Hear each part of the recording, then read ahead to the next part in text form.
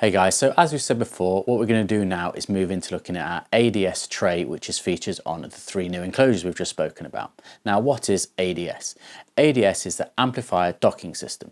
And what we wanted to do was create a way of docking our 400.1 Powerbox amplifier, which is probably our most successful amplifier that we've ever created, into our enclosures. And what that allows us to do, as we spoke about previously, is have two SKUs from one product. It means these can be both active and passive. But what we wanted to do was have a way that this amplifier could actually be mounted properly onto the enclosure, not just screwed on the box and have the wires running out through the side. It was to be done in a correct way. So the Powerbox 400.1 is mounted into the ADS tray, and what we would recommend that you would sell with this is the rapid fit wiring kit. And what we're trying to say is this is a fast and easy way of installing an active or a passive base enclosure into any vehicle. Now, as you know, with the rapid fit kit, this is installed into the fuse box using the power cable. Obviously the earth cable will be in the fuse box area as well, and then you have your clip connect RCA cables. Now what we'll do is we'll run through in detail, in close-up, of how to mount the 400.1 onto the tray in the next section.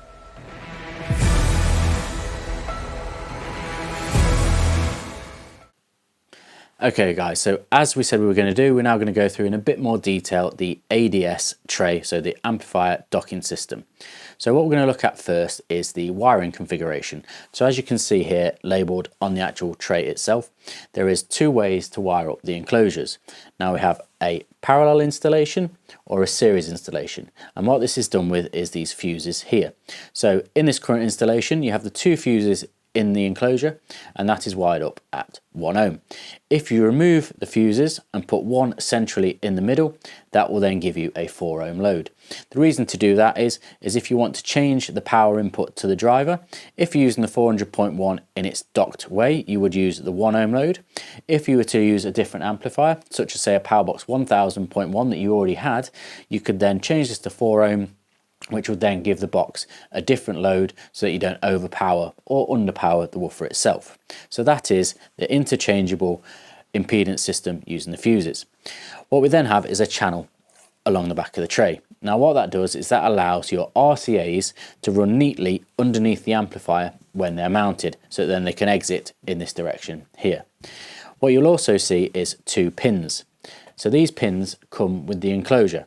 Now these are essentially for wiring your amplifier to the subwoofer itself. So essentially that's your speaker wire. And these are locked in place on the tray and then also locked in place on the amplifier itself. You'll also see two foam pads. Now the EVA pads are there to give a bit of cushioning for the amp when it's locked in place. Now to actually lock the amplifier in place, you've got two notches for the feet to locate into, and then you have two mounting screws on either side.